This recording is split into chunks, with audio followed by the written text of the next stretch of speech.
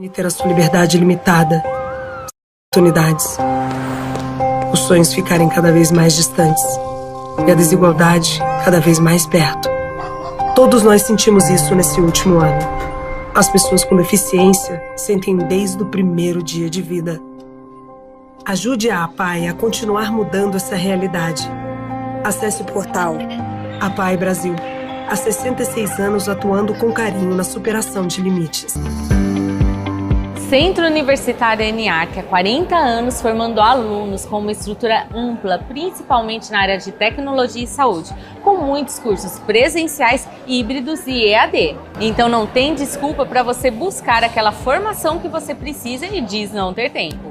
São 44 cursos de graduação, 11 cursos tecnólogos e 60 cursos de pós-graduação, tanto na área de saúde e esportes, informática e TI, Direito, Gestão e Negócios, Engenharia e Arquitetura, Engenharia e Indústria e Educação e Licenciatura. E olha que legal, tem vestibular todos os meses, você pode usar a nota do Enem e tem uma condição especial, tem o Seguro Enem. Mesmo antes de sair a nota do Enem, você assegura e ganha 50% de desconto nas mensalidades. Se você se interessou, é só ligar, se informar que eles vão explicar direitinho para você. Se interessou, entre nas redes sociais, venha conhecer, mande um WhatsApp. Olha só, o Centro Universitário ENIAC está entre as melhores colocações do MEC. Venha fazer a diferença, faça ENIAC. Se você tem uma empresa, você precisa da Zuc e eu vou te explicar. A Zuc oferece ao RH da sua empresa assessoria completa em saúde ocupacional, engenharia e segurança do trabalho, todos os tipos de exames ocupacionais, mão de obra técnica especializada, além de cursos e palestras. A Zuc também é pioneira e especialista no e-social, para que o seu negócio sempre esteja em conformidade com as obrigações legais.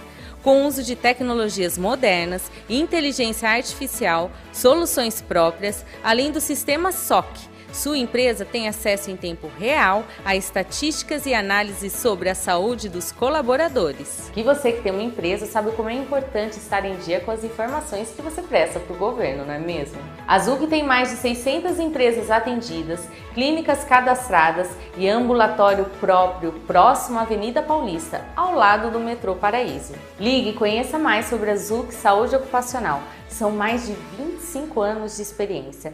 É a assessoria que você precisa para a saúde da sua empresa. TV. Não perca tempo. Sintonize no canal 507 Claro ou nos assista ao vivo pelo YouTube. São mais de 1.700.000 pessoas do Alto Tietê conectadas numa TV 100% regional. Rede Alto Tietê, a nossa TV. Olá! Estamos iniciando mais um podcast Gestão em Pauta com o Cláudio Luve, o seu programa executivo. O programa está indo ao ar todas as quartas-feiras, às 15 horas, ao vivo, pelo canal do YouTube Pod na Rede e durante a semana no canal 527 da Claro, Cidades do Alto Tietê e agora também em Guarulhos. É o programa Gestão em Pauta passando na sua TV. Quero primeiramente agradecer a Deus, a toda a nossa audiência, aos apoiadores, a BRH Brasil e a PG Portugal, e os nossos patrocinadores, a Zuc Saúde Ocupacional, o Centro Universitário ENIAC e a Remunerar Consultoria. Hoje, o nosso bate-papo é sobre cultura organizacional como diferencial competitivo. Olha que tema bacana, pessoal. Estamos aqui com Adriano Machado. Ele é presidente da Roganas Brasil, uma empresa multinacional e com mais de 220 anos. Uau, que bacana, pessoal. Depois você me corrige esse tempo mesmo, tá, Adriano? Adriano, seja bem-vindo. É um prazer, uma honra, na verdade, ter você aqui novamente no programa. O privilégio é todo meu. Obrigado pelo convite a você. Obrigado também aí pela Rede Alto Tietê, pelo espaço para a gente poder trocar essas ideias aqui e compartilhar com a audiência. Realmente, assim, poxa, eu já vinha pensando em convidá-lo novamente, porque você só tem a engrandecer o nosso programa com a sua experiência, né, de uma empresa multinacional que está há muitos anos no mercado. e falar de um tema muito importante e necessário, né? Falar de cultura, né? Verdade. Mas antes disso, Adriano, embora você já tenha vindo aqui, mas se apresente novamente, fala da sua jornada até chegar a Hóganas. Tá bom, posso contar um pouquinho. Então, Adriano Machado, eu tenho hoje quase 15 anos de Hóganas e juntei a eles em 2010. E antes disso, eu trilhei uma carreira também em outra empresa multinacional sueca, que é a SKF. Então, lá estive por quase 10 anos. Antes disso, um pouco, por muito menos tempo, trabalhei no grupo Unilever, né, uma divisão de alimentos da Unilever.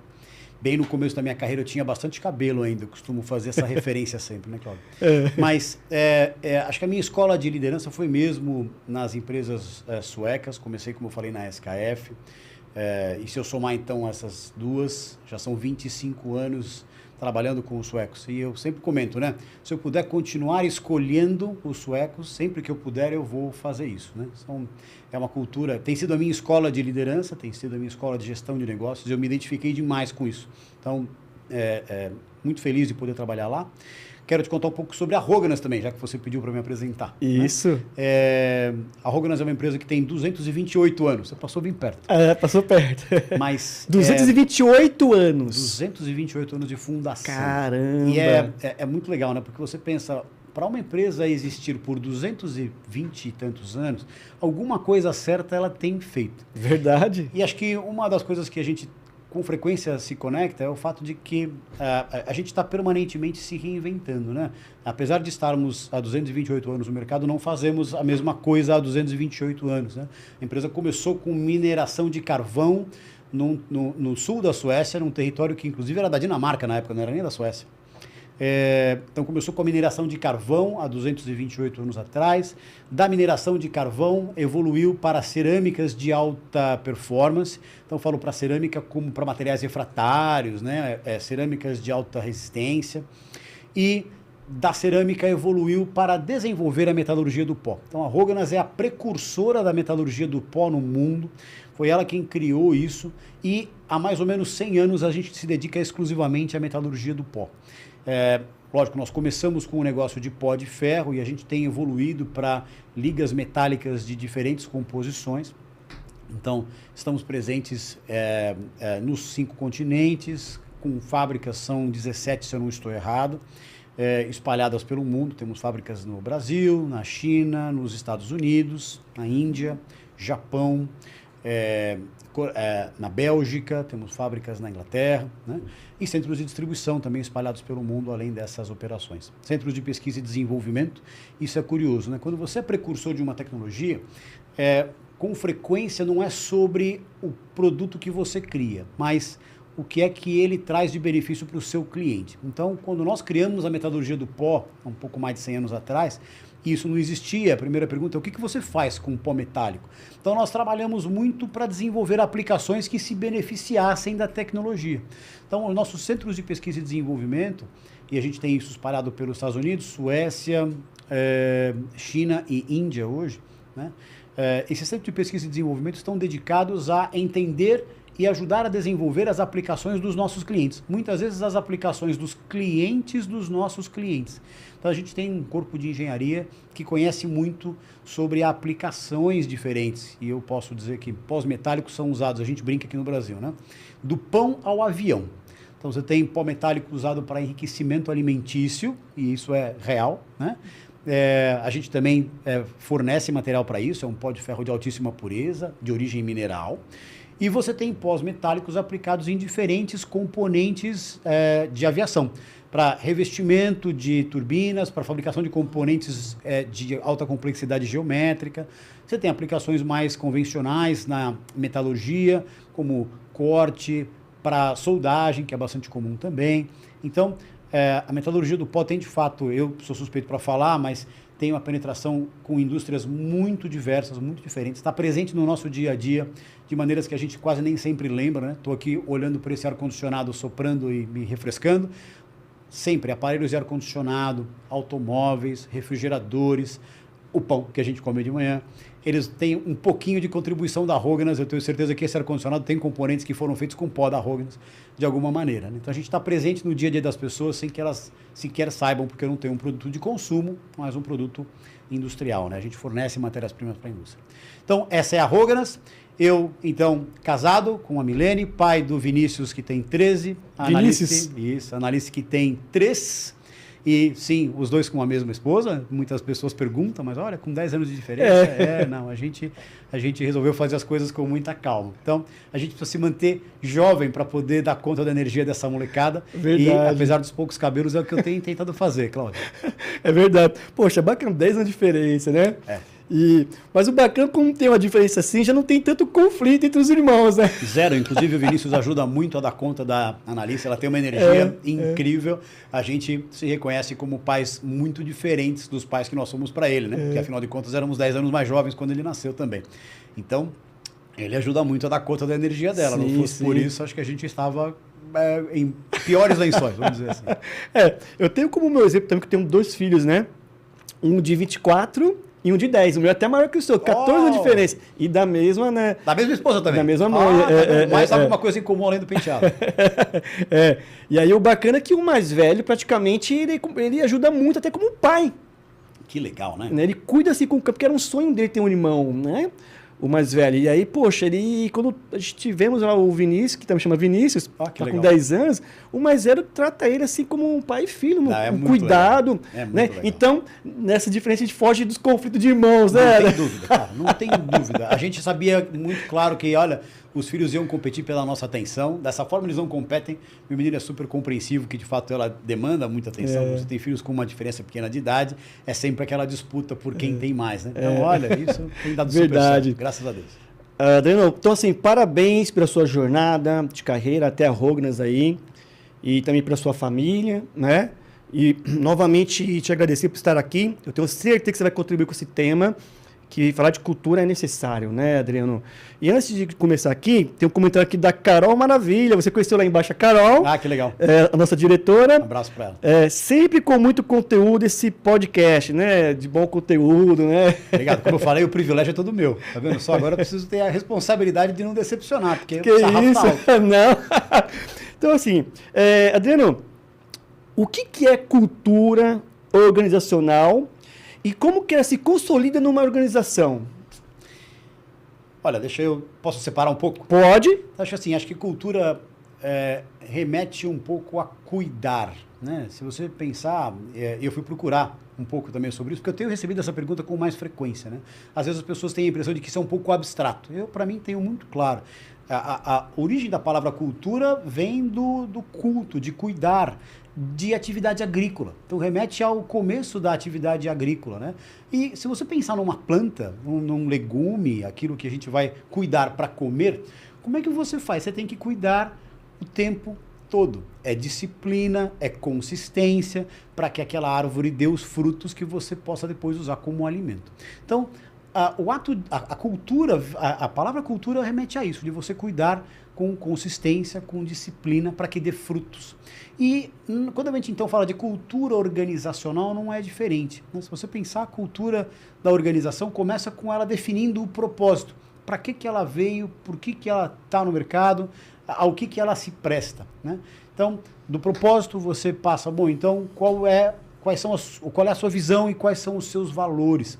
E a definição desse código mestre, por assim dizer, serve como um mapa para orientar as pessoas que vão dar vida àquela organização. Então, eu vim aqui para essa finalidade, é nessa posição em que eu me enxergo, e são esses pontos em que eu acredito, são os meus valores. Então, acho que isso norteia a cultura da organização, e aqueles que são os fundadores, aqueles que coordenam o negócio efetivamente, têm a responsabilidade de fazer com que aquilo cascateie, penetre, permeie a organização até todos os níveis. E acho que o que gera uma cultura organizacional, que você pode dizer que é consolidada, é quando você percebe que esse movimento que começa sempre de cima para baixo, né, do fundador, aquele que é o acionista, o gestor principal, quando aquele movimento que começa de cima para baixo, acontece de baixo para cima. Você conseguiu transmitir aquela mensagem para todos os níveis da organização, ao ponto de que as pessoas passam a se comportar e passam a trabalhar na direção daquele código de princípios, visão e valores que você direcionou, que você orientou de cima para baixo. Então, você tem uma cultura organizacional consolidada. E acho que a gente vive em tempos muito dinâmicos, né? Então, isso também é verdade para a cultura da organização. Mesmo sendo uma empresa que tem 228 anos, como eu falei, esse código mestre, como eu comentei, da visão, do propósito, dos valores, a gente revisa permanentemente para ter certeza que eles continuam conectados com as partes interessadas no nosso sucesso, que eles são aderentes ao nosso propósito de continuar sendo uma empresa relevante no setor em que a gente atua. Então, eu entendo que cultura organizacional é isso. Como é que as pessoas compreendem a diretriz de o que a empresa pretende ser, né? Qual é o papel dela na sociedade, para que isso então chegue ao nível mais baixo da organização e todo mundo conheça de que maneira contribui com essa missão. Porque aí eles passam a impulsionar isso de baixo para cima e você tem uma cultura consolidada. Eu acho que quando você alcança isso, se torna um diferencial competitivo, né? Eu recentemente vi uma estatística de que a porcentagem de pessoas infelizes no trabalho é muito grande, né? E acho que isso dava 82%, me surpreendeu. Ao ponto de que a gente chama de happy hour a hora que acaba, né? Então, puxa, como é que pode que você passa a maior parte do tempo no trabalho e, ao mesmo tempo, você considera a felicidade quando o trabalho acaba? Quando acaba. E as pessoas têm cada vez mais buscado se conectar com o propósito dos lugares onde eles trabalham. Eu acho que isso é importante a gente lembrar por que a cultura organizacional é importante, é um diferencial competitivo, como você colocou, a temática desse bate-papo, né? Se você não tiver uma cultura com a qual as pessoas se conectam, especialmente aquelas que você pretende atrair para o seu time, porque elas têm competências, porque elas têm atitudes, porque elas têm habilidades que te interessam, se você tiver uma cultura organizacional pobre, você vai ter muita dificuldade de atrair essas pessoas. As pessoas estão procurando felicidade num ambiente próximo de pleno emprego, que é o que a gente tem, com índices de desemprego perto dos 7%, se você for pensar hoje, né? E eu me refiro às pessoas que tenham as habilidades e competências, né? Não me refiro àquela mão de obra que não teve a oportunidade de se desenvolver. Mas quando você chega perto dos índices de 7% de desemprego, isso é pleno emprego de mão de obra capacitada.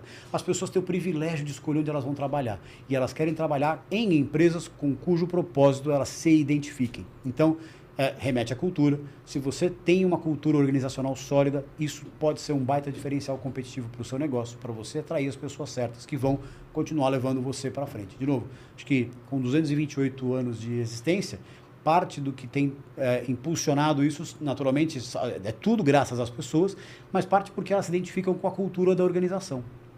Poxa, realmente tem que ter essa conexão e está relacionado ao propósito, como você falou, né, Adriano?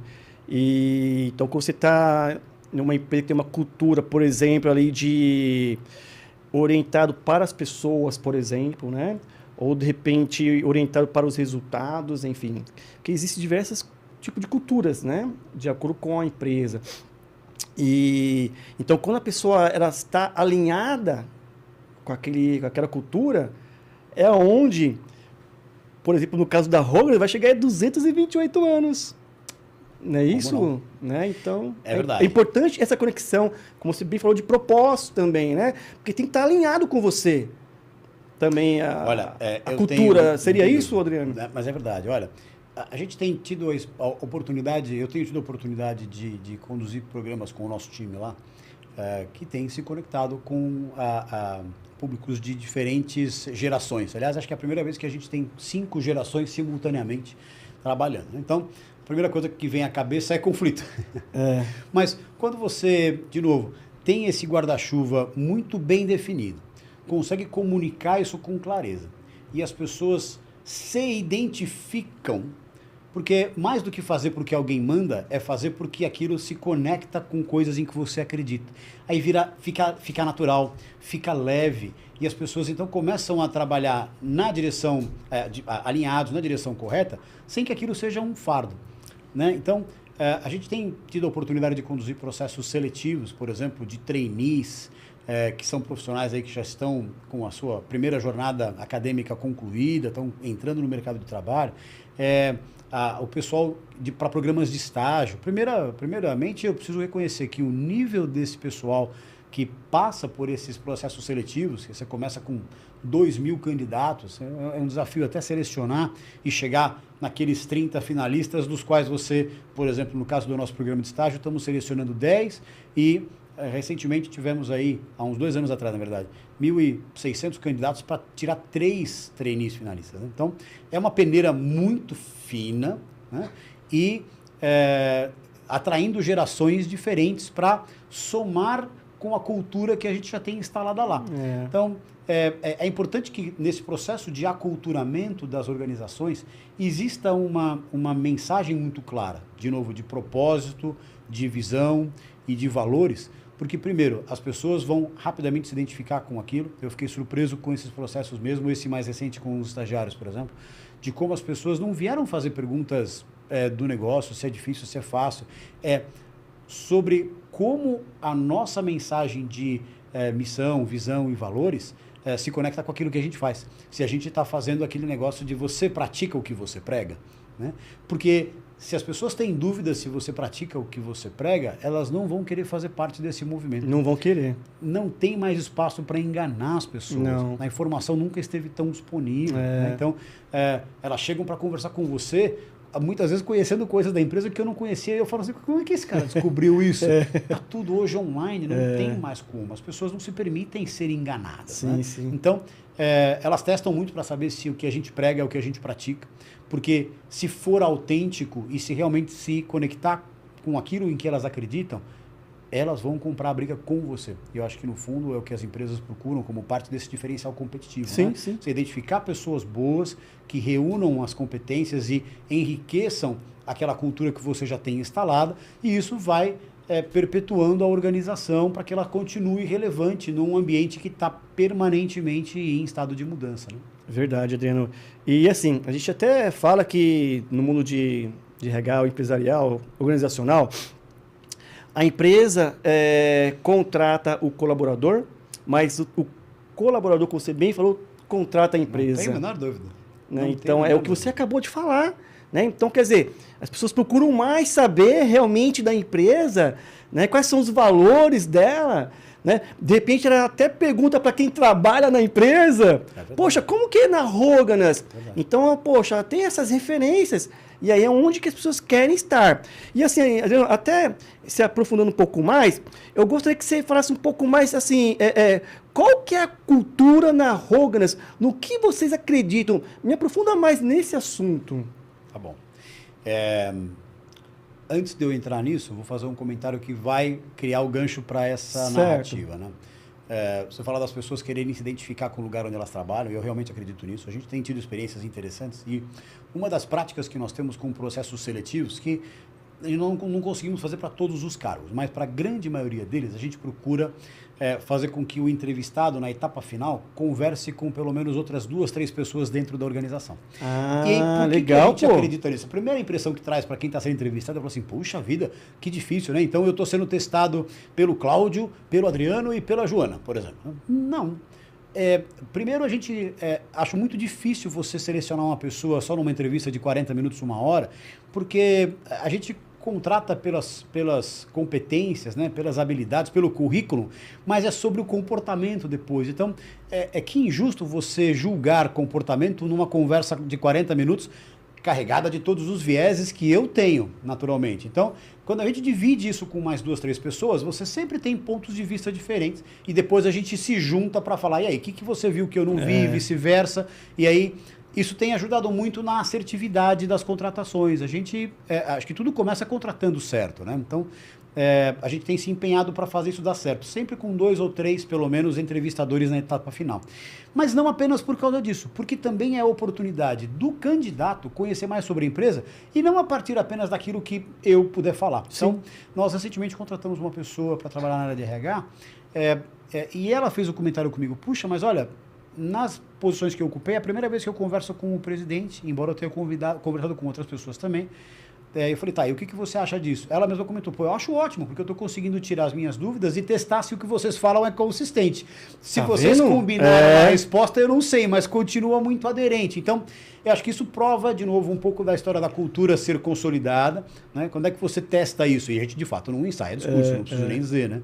Mas a pessoa vai testar aquelas teorias conversando com pessoas diferentes para ver, puxa, a resposta bate ou ela se conflita? Se conflitar, você fala, eu não sei se eu quero estar nesse lugar. Né? Então, nós, nesse momento, também estamos dando a oportunidade do entrevistado saber se aquele é um lugar onde ele quer passar um terço dos próximos anos da vida dele. Exato. Porque é o que acontece. Num dia de 24 horas, 8, 9 por dia, você está lá.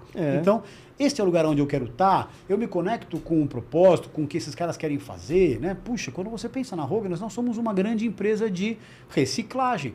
Aquilo que é lixo e que o mundo não quer, a gente refunde ou reprocessa e agrega valor para transformar num outro produto que ajuda as pessoas a terem melhor qualidade de vida. Então, como linha de contorno de um propósito, quando a gente fala sobre economia circular, quando a gente fala de diminuir o impacto que a atividade humana tem no mundo, puxa, isso é muito legal. E em especial as gerações mais jovens me surpreendem com o quanto eles se interessam por isso. É uma característica intrínseca do nosso negócio. Se você for voltar 20 anos atrás, talvez nós não dessemos tanto valor a isso a quanto a gente tem percebido que as pessoas dão valor hoje. Então faz sentido que a gente comunique dessa forma. Ou seja, nós como uma empresa que recicla e que transforma, agrega valor e traz de volta à vida algo que era um resíduo, um lixo sem valor nenhum, se conecta com essa responsabilidade da economia circular e as pessoas têm, de novo, cada vez mais se conectado com isso. Mas, voltando então à sua segunda pergunta aí, que é um pouco sobre a cultura da Rognance. Acho que lá não é diferente, a gente não consegue escapar muito sobre trabalhar conectado com essa visão macro do que é o nosso propósito, o que é a nossa visão e os valores, né? Então, pensando numa empresa de pós-metálicos e como a gente se conecta com o mundo hoje, né? Inclusive, quando a gente pensa no nosso propósito, isso também foi revisitado recentemente para se conectar com o momento que a gente vive do ponto de vista dos negócios. Então, a gente fala que o nosso propósito é impactar uma mudança positiva na sociedade através da tecnologia dos pós-metálicos. Se eu tirar o romanticismo disso, o que a gente quer dizer, né? A gente, de fato, acredita muito no poder da tecnologia da metalurgia do pó. Quando você pensa na metalurgia do pó, ela quase sempre substitui alguma tecnologia já mais consolidada, mais madura de se fazer alguma coisa, com vantagens. Vantagens econômicas, vantagens ambientais, né? Ou vantagens de desempenho. Muitas vezes essas três combinadas. Né? Então, pensa, por exemplo, num componente de automóvel e que tem uma geometria muito complexa e você parte, por exemplo, de uma peça mestre fundida. Você vai precisar submeter aquela peça grande a diversas etapas de usinagem que requer recursos naturais, como energia, fluidos de refrigeração, peças abrasivas para você poder usinar aquilo e, finalmente, uma quantidade muito grande de desperdício de material. Então, uma peça usinada vai tipicamente ter aí de 60% até 75% de aproveitamento do material. E quando você fura, corta, recorta, você está gerando sucata. Né? A metalurgia do pó tem um índice de aproveitamento entre 96% e 98% do material. Porque você deposita o pó metálico numa cavidade que tem... passa por um processo de conformação por prensagem e ele te entrega uma peça antes do tratamento térmico muito próximo da sua forma final. Depois você submete ao tratamento térmico e, com raras exceções em que você tem alguma etapa de acabamento, você não precisa fazer mais nada. Então, ela tem um índice de aproveitamento de material extremamente alto, requer muito menos etapas de processo, uso de muito menos insumos que são agressivos ao meio ambiente, muito menos uso de energia elétrica. Então, quando a gente fala de impactar uma mudança positiva, a consciência da sociedade para ser mais eficiente, para entender que nós só temos esse planeta, não tem plano B. A gente estava agora, antes de bater o papo aqui, comentando sobre esse furacão lá que vai agora atacar a Flórida, muito próximo de um lugar onde eu um dia morei, inclusive. Então, não dá para dizer que a gente não sabia que isso estava vindo. E acho que a sociedade tem sido cada vez mais, pela tecnologia, pelo acesso à informação, pela velocidade dos meios de comunicação, tem se conscientizado de que a gente precisa fazer alguma coisa a respeito. Então, nós temos o privilégio de conhecer muito sobre uma tecnologia que tem o poder de impactar a sociedade com mudanças positivas, com mudanças mais sustentáveis, com mudanças que respeitam o meio ambiente, que permitem que você tire um resíduo que seria descartado em algum aterro e transforme num produto de novo que vai facilitar a vida das pessoas. Então, quando a gente fala do propósito de impactar uma mudança positiva através da tecnologia de materiais, que a gente aprendeu a dominar bastante, esse é o propósito da Roganas. E quando a gente pensa em valores, por exemplo, tem 4 frentes em que a gente também acredita muito, né? A gente fala, primeiro, focar no sucesso do cliente. Tudo começa com o cliente. É por isso que a gente existe lá. Então, a gente tem, especialmente aqui no Brasil, então falando um pouco mais da operação que eu tenho responsabilidade, né, junto com o time, especialmente aqui no Brasil, a gente tem se empenhado muito pela jornada do cliente, de que maneira a gente pode, de fato, entender melhor aquilo que faz sentido para o cliente. E é importante bater sempre nessa tecla. Esse é o primeiro desses valores, porque, de novo, orienta tudo aquilo que as pessoas fazem. Sim. Né? O segundo ponto a gente fala nós acreditamos muito e respeitamos uns aos outros. E quando você pensa em criar uma cultura organizacional de empoderamento, as pessoas precisam se sentir seguras para criticar aquilo que está errado, para apontar os desvios e para fazer sugestões de melhoria, mas também para abraçar aquilo e fazer por elas mesmas. Então, quando a gente fala, vai lá, eu confio e acredito em você. Se der certo, acertamos juntos. Se der errado, nós erramos juntos também. A gente vai, corrige rápido e acerta, porque a gente aprende com os erros. Sim. Então, esse outro valor de respeitar e acreditar uns aos outros é parte desse processo de empoderamento das pessoas, né? Um terceiro deles, a gente fala que é criar valor a longo prazo. E isso remete a pertencer a um grupo de acionistas há 228 anos, então.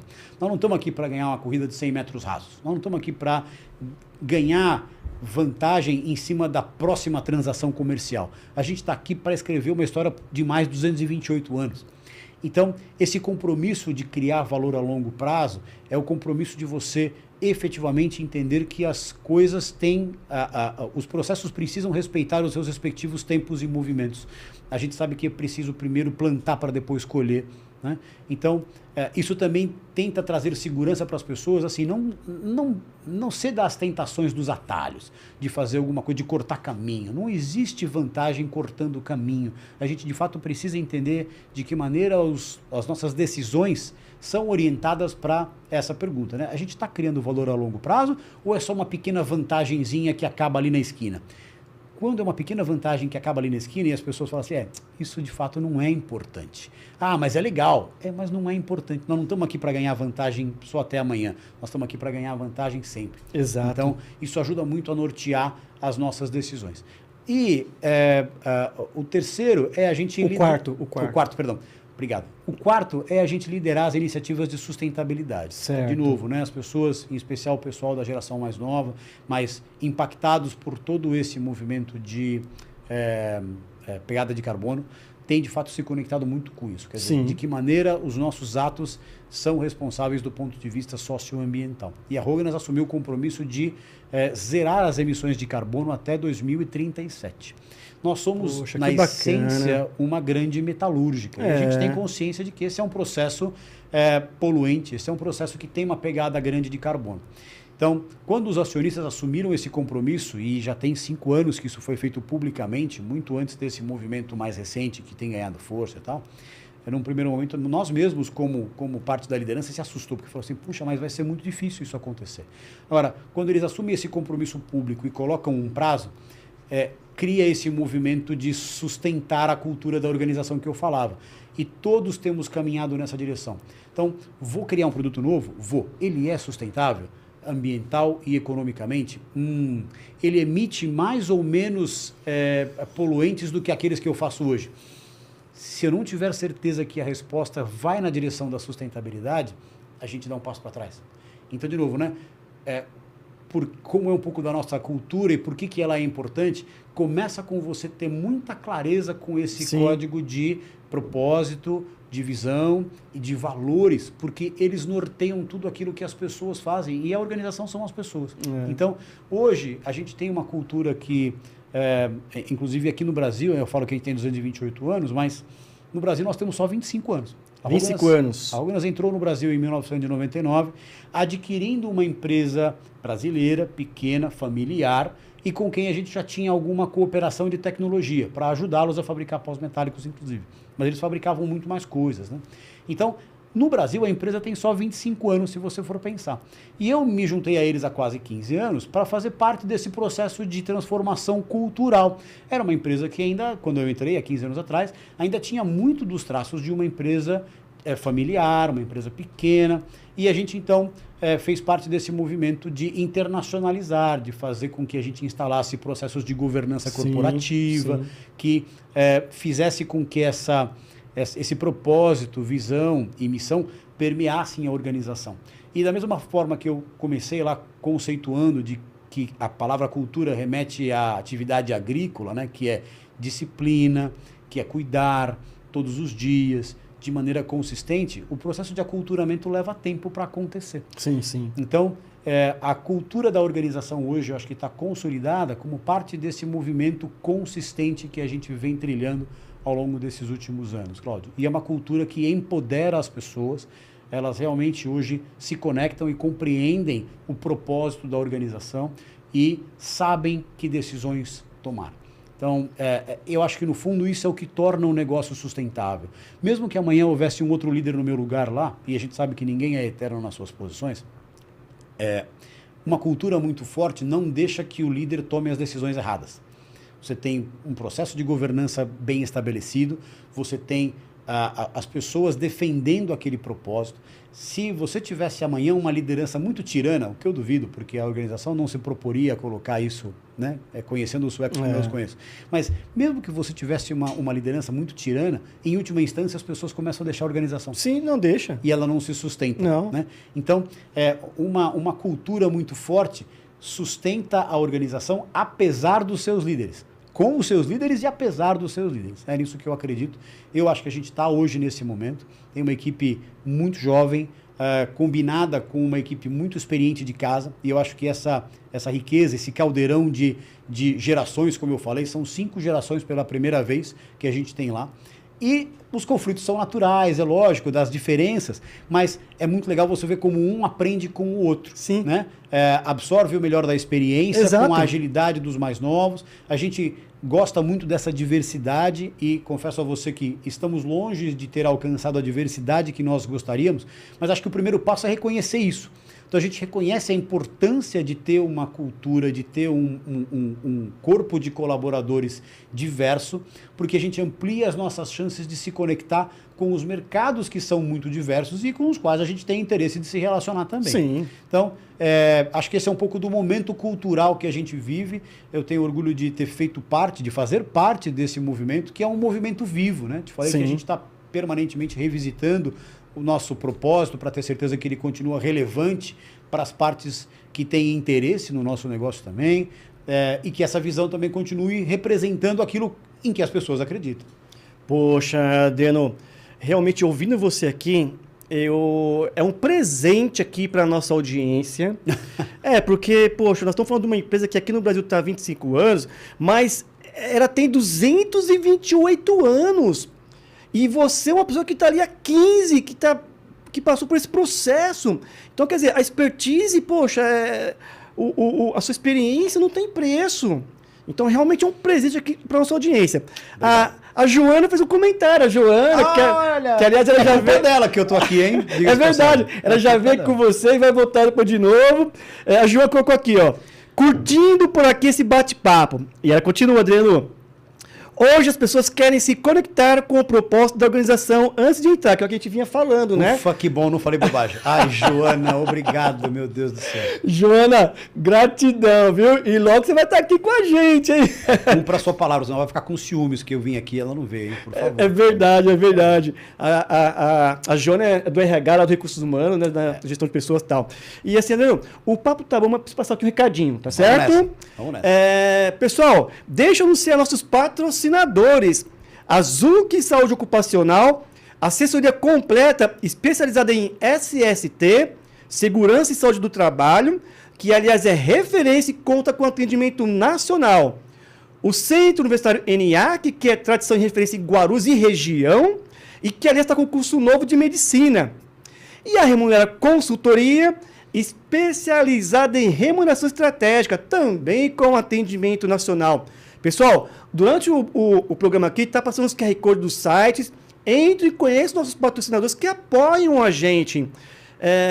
Pessoal, vamos aqui a um breve intervalo, mas fica aí com a gente, é rapidinho. E ter a sua liberdade limitada, oportunidades, os sonhos ficarem cada vez mais distantes e a desigualdade cada vez mais perto. Todos nós sentimos isso nesse último ano. As pessoas com deficiência sentem desde o primeiro dia de vida. Ajude a APAE a continuar mudando essa realidade. Acesse o portal APAE Brasil. Há 66 anos atuando na superação de limites. Centro Universitário ENIAC, há 40 anos formando alunos com uma estrutura ampla, principalmente na área de tecnologia e saúde, com muitos cursos presenciais, híbridos e EAD. Então não tem desculpa para você buscar aquela formação que você precisa e diz não ter tempo.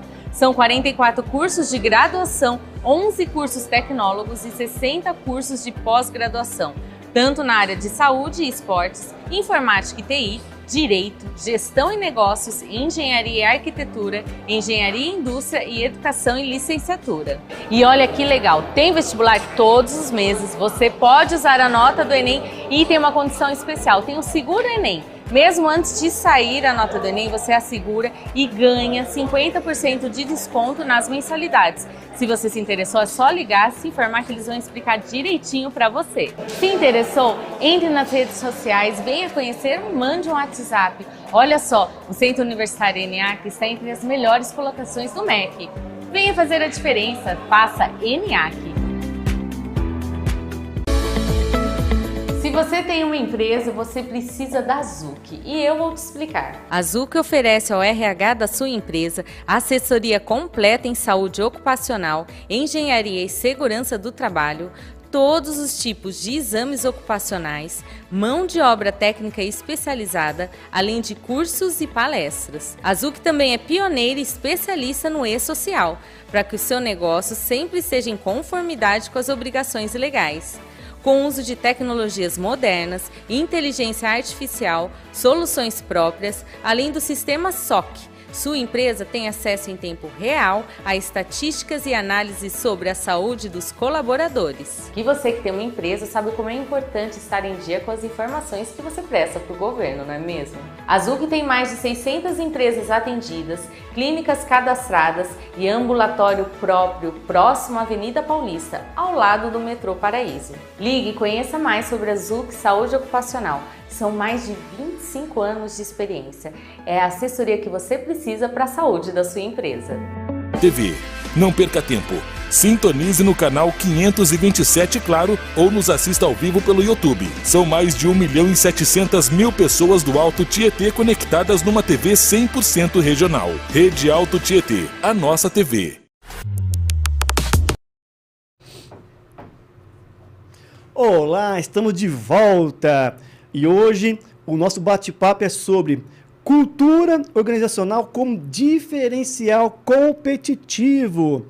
Estamos aqui com o Adriano Machado, ele é presidente da Rognas Brasil, uma empresa multinacional com 228 anos. Olha que incrível, gente! Então, aqui falando aqui de cultura, que é um tema muito importante, necessário falar. E realmente eu já tinha comentado, é uma honra de ter aqui o Adriano da Rognas, né, pela experiência, pela expertise de uma empresa que não é 228 dias, são 228 anos. É verdade, Cláudio. Né? Então, poxa, eu tenho certeza que isso vai contribuir muito com a nossa audiência, que já está contribuindo, quem está assistindo, quem vai assistir depois. E eu sempre brinco, eu falo, Adriano, que o programa aqui tem sido MBA ao vivo. Porra, que você tá subindo o sarrafo, hein, Cláudio? Não, que isso, pô. Tá só aumentando a responsabilidade. Adriano, então voltando aqui no nosso assunto, né? Existe alguma diferença em promover uma cultura em uma empresa multinacional ou nacional? E quais são os desafios? Cláudio, é assim, né? Eu não sei se eu diria que é multinacional ou nacional, porque talvez essa diferença pudesse ser feita em relação ao porte da empresa. Então, talvez haja uma associação equivocada de empresa nacional e empresa pequena. Né? A gente pensa nisso, a empresa nacional é o salão de cabeleireiro, a empresa nacional é a fazenda de café de não sei quem, né? Porque o fulano que toca. Então, talvez eu prefira classificar isso em porte. Você tem empresas e grupos nacionais, de capital nacional, inclusive, capital familiar, que são verdadeiros gigantes e que, inclusive, atuam no ambiente internacional. Aí, acho que tem uma coisa relevante para lembrar, que é assim, para você tem que ter uma licença para operar, e quando eu me refiro a ter uma licença para operar, você precisa cumprir com determinados requisitos de governança. Então, eu acho que a governança, de fato, ela cria parâmetros e diretrizes que norteiam aquilo que a gente faz. Então, quando você pensa numa empresa nacional ou numa empresa multinacional, acho que muitas empresas de grande porte nacionais hoje passam por um processo de estruturação de processos de governança porque elas cresceram. Elas ficaram grandes demais para serem tocadas pelo dono. Então, se você pensar no processo de cultura de uma organização que tem o dono tocando, é quase caricato, né? É debaixo do chicote, como a gente fala. Lógico, nem sempre é assim, mas eu estou, de novo, caricaturando, porque quando você tem o fundador tocando aquilo, é muito sobre a forma como ele quer tocar, e aí a cultura é imposta pelo dono, pelo fundador. Sim. Na medida que esse negócio se torna tão grande e o dono não consegue mais tomar conta, porque falta braço, é demais, né? Ele precisa o que a gente chama de profissionalizar. E o primeiro passo da profissionalização é trazer a governança corporativa. Então, eu acho que quando você volta na cultura, né, sim, é muito difícil você tocar uma mudança cultural numa empresa de dono, numa empresa que é tocada pelo fundador, porque as pessoas vão sempre remeter àquilo que o chefe mandar, vamos dizer assim. Quando você pensa numa empresa de porte maior e que não dá para ser tocada pelo dono, ela já passou por esse processo de profissionalização, instalou governança corporativa, aí você tem uma outra forma de tocar. Não é sobre a vontade do dono, é sobre aquilo que um conselho de administração direcionou, você tem um amparo disso. Então, às vezes a gente faz essa associação de empresa nacional ou multinacional, porque as multis já se tornaram grandes demais, elas operam no Brasil, né, a partir da direção e dos investimentos da controladora que está em algum lugar lá fora, e aí não é o dono tomando conta. Aí eles precisaram instalar uma governança corporativa para poder dizer como é que eles querem que a empresa seja tocada independentemente de onde ela esteja. Então, certo. Essa associação de nacional ou de multinacional, eu prefiro diferenciar com uma empresa profissionalizada, com processos claros e bem estruturados de governança corporativa, com estratégia bem clara, aí então você tem uma missão de aculturamento. É uma empresa que o dono, que o fundador ainda é o executivo principal, não tem processos claros de governança corporativa, é outra missão.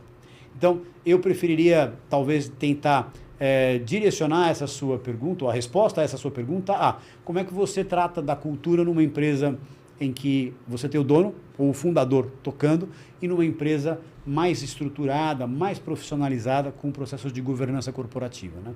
E aí acho que a gente associa isso às multinacionais porque elas começaram nessa jornada antes. Eu acho que, em especial, as empresas que estão lá no hemisfério norte, que têm as suas matrizes no hemisfério norte, passaram pelo boom provocado pelas reconstruções, pela Segunda Grande Guerra, se você for lembrar, que foi lá nos anos 60. Para reconstruir, elas tiveram que se tornar grandes demais e precisaram instalar processos de governança corporativa para poder dar conta de todo o recurso que elas precisavam captar. Elas precisaram captar recursos em bolsa. E aí, parte da licença para você fazer isso é preciso ter processos de governança para que você proteja o dinheiro dos investidores. Sim. Né? Então, isso foi se tornando muito sério, né? A gente passou por etapas marcantes aí na história dos negócios, como a quebra das empresas no começo dos anos 2000, lá por causa do escândalo com a Enron, com grandes desvios de dinheiro dos acionistas, porque a governança era uma coisa para inglês ver. Isso foi, de fato, tornando os processos de governança cada vez mais robustos. Então, você trabalhar com o processo de desenvolvimento de cultura organizacional em empresas que passaram por essa história de amadurecimento da governança é uma coisa. E aí por isso que a gente remete às multinacionais. Quando você remete a empresas nacionais que ainda são mais jovens, que talvez só a segunda geração está no comando hoje, ainda sob os olhos do fundador da primeira geração, que está ali naquele conflito de cedo o espaço para os meus filhos ou não cedo o espaço, né? Então, ali é muito diferente, Cláudio. Eu acho que os desafios são bastante complexos, porque você precisa, então, pensando na empresa que não tem uma governança muito robusta ainda, você precisa convencer esse CEO, esse fundador que continua à frente da organização, que é importante colocar processos de governança. E por quê?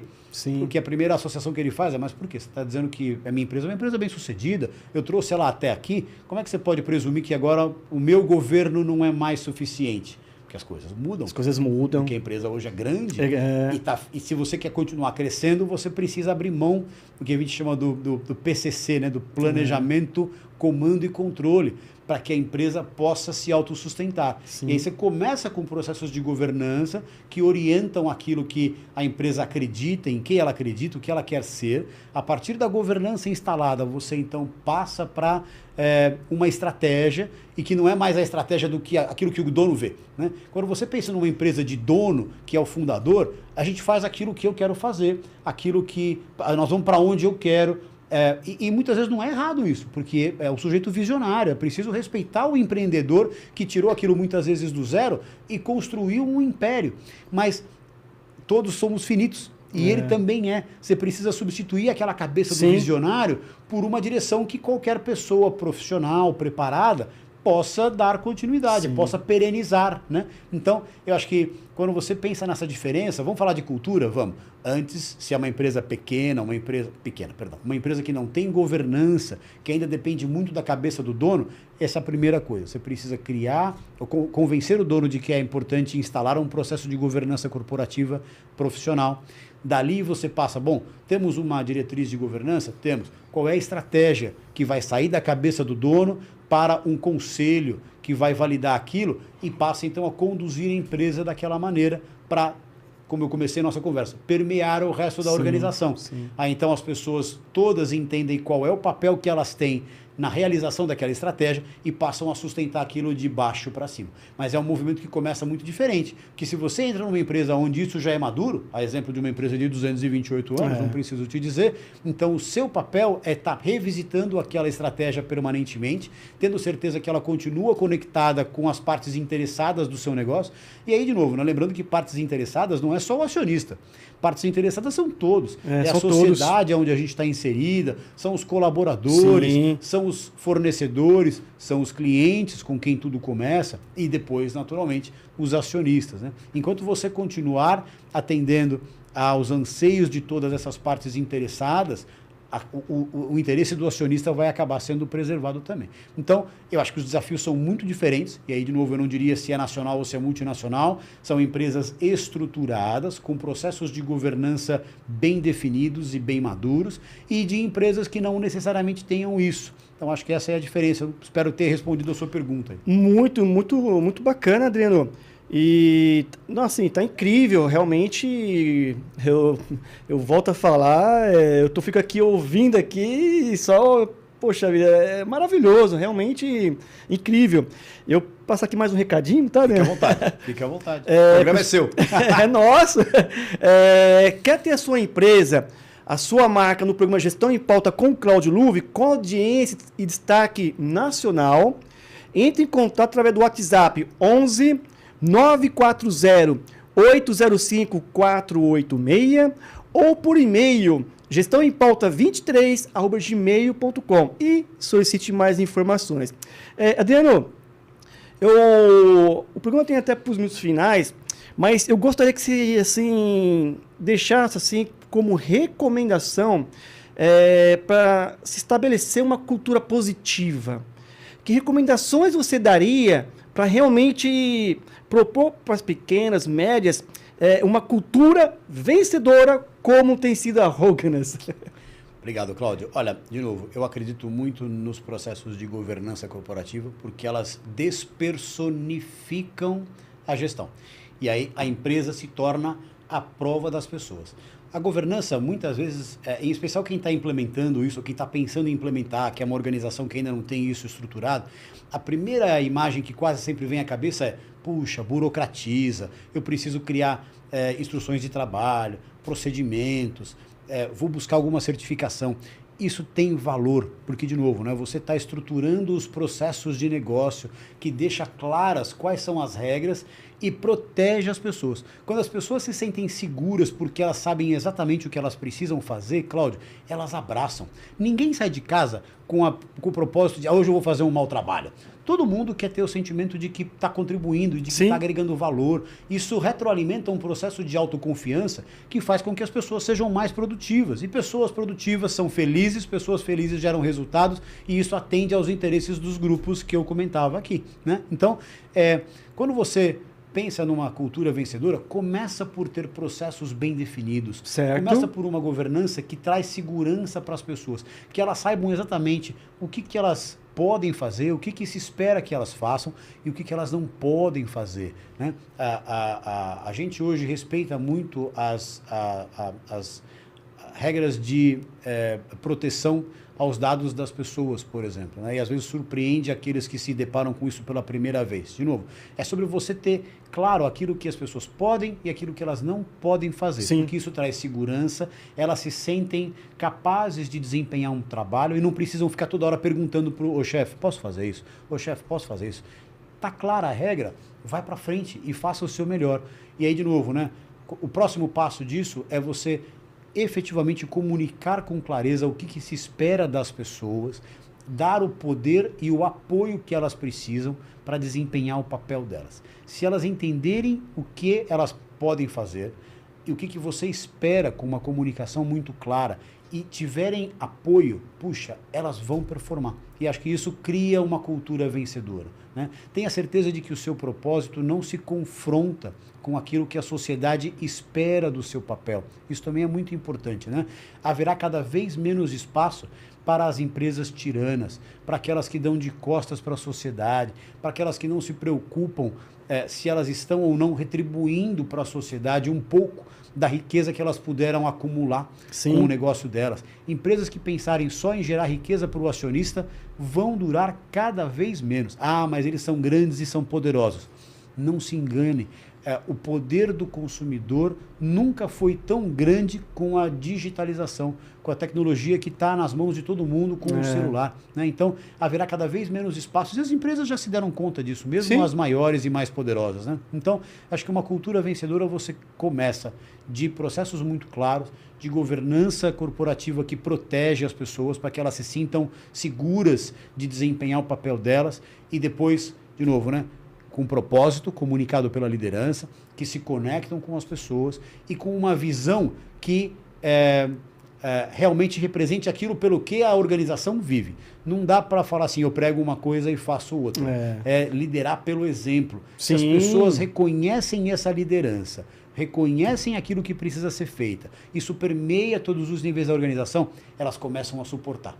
E elas impulsionam a organização e isso é o que as pereniza. E é lógico, esse é um processo vivo, você precisa estar frequentemente revisitando esse círculo para ter certeza que os seus processos continuam conectados com aquilo que faz sentido para os teus grupos de interesse, que ele está atualizado, comunica isso para as pessoas, vai até o último nível e de novo de baixo para cima. É nisso que eu acredito, Cláudio. Uau! Uma aula aqui. Puxa, que é isso. Essa é a minha crença. Outros seguramente terão mais coisas para completar, mas eu acho que a essência é muito dessa, de verdade. Sim, sim. Uma pena que nós estamos terminando aqui o programa, mas ficaria aqui a tarde toda aqui falando. Olha, você falou que o tempo passava rápido, eu estou vendo o cronômetro correr ali, incrível. Não percebi que já tinha quase uma hora de programa. Espero que nossa audiência tenha sentido o tempo passar rápido também, porque isso seria um bom sinal, né? Eu vou te entregar aqui um da Zuc Saúde Ocupacional. a nossa patrocinadora e apoiadora, né? Que tem um mousepad, tem uma caneca, um squeeze, caneta, um porta-comprimido. Muito obrigado. Então, assim, é um presente obrigado aí da a você Zuc. e a eles pelo carinho. Muito obrigado, Cláudio. Muito obrigado. Olha, então tá... eu, sem ter feito nenhum ensaio, o trabalho da Zuc seguramente é importante. Eu falei algumas vezes aqui, espontaneamente, sobre as pessoas se sentirem seguras, né? E a gente tem falado muito sobre segurança psicológica. Nós trabalhamos numa operação Fabril, que é uma metalúrgica, elevado grau de risco grau 4. E a gente também se orgulha muito por ter criado uma cultura de segurança lá, Cláudio. Uma cultura em que a gente olha uns pelos outros. E aí a primeira imagem que você tem quando fala de segurança, segurança ocupacional, física, né? Aquela da minha integridade física. De eu estar num lugar em que eu não vou me machucar para trabalhar, de que nada vai me atingir. Se eu estou numa área mais perigosa, eu tenho os equipamentos de proteção individual necessários para estar lá. Essa é a primeira imagem que vem de segurança. Mas a gente tem falado muito sobre segurança psicológica. Sim. E muito do que eu coloquei aqui hoje sobre ter uma cultura vencedora é criar um ambiente seguro para as pessoas trabalharem, né? A gente vive numa sociedade cada vez mais ansiosa, em que as pessoas são inseguras de se manifestar, e aí isso inibe de você extrair o melhor do potencial delas. Então, mais uma vez, obrigado pela Zuc, pelo presente, obrigado a você pelo carinho, e o trabalho deles é muito importante. A gente precisa se preocupar com a saúde, com a segurança psicológica e a saúde psicológica das pessoas, para que elas realmente possam fazer o seu melhor no ambiente de trabalho, possam ser felizes e possam ser produtivas. Então, mais uma vez, obrigado. Me identifico demais com o trabalho de vocês, mesmo conhecendo muito pouco, mas é isso aí. Que bacana. Realmente a Zuc tem feito um trabalho incrível aí a nível nacional e realmente faz a diferença. Como você também tem feito lá pela... A Rogans tem feito aí, né? Gratidão. Adriano, foi um prazer ter você aqui no programa. No final já, caramba.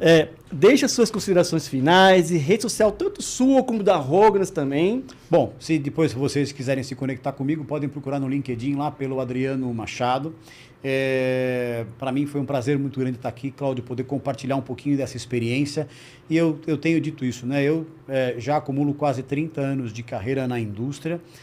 Alguns vão se surpreender, porque eu nem cabelo branco tenho, afinal de contas, não dá para demonstrar, mas brincadeiras à parte. Já acumulo quase 30... também não, Adriano. Você tem, porque você deixa essa barba crescer, é por isso que eu não deixo a minha crescer. Mas essa experiência precisa, de alguma maneira, ter um pouco mais de valor, e acho que é sempre uma oportunidade que eu procuro honrar quando alguém me convida, como você, para um programa como esse, em que a gente divide um pouco da nossa experiência com as pessoas que estão querendo entrar no mercado de trabalho, que estão se esforçando para fazer a diferença. Verdade, Adriano. De novo, eu acredito muito que ninguém saia de casa querendo fazer um mau trabalho. As pessoas querem ter o senso de pertencimento, querem trazer uma contribuição relevante. Acho que essa experiência que eu acumulei, de alguma maneira, é uma obrigação minha compartilhar com quem está querendo aí vir fazer a diferença. Então, eu espero que eu tenha podido contribuir um pouco nesse sentido. Mais uma vez, obrigado a você pelo convite, obrigado à Rede Alto Tietê por estar cedendo esse espaço aqui, não apenas físico, mas também no ar, chegando mais próximo dessas pessoas que estão aí, por você, não apenas espalhadas pelo Brasil, mas fora daqui também, né? Então, espero que a gente possa ter contribuído um pouco com isso e fico à disposição para participar de alguma outra oportunidade. Não deixa de convidar a Joana mais uma vez, senão ela vai ficar enciumada. É verdade, não. A Joana vai voltar e você também, poxa.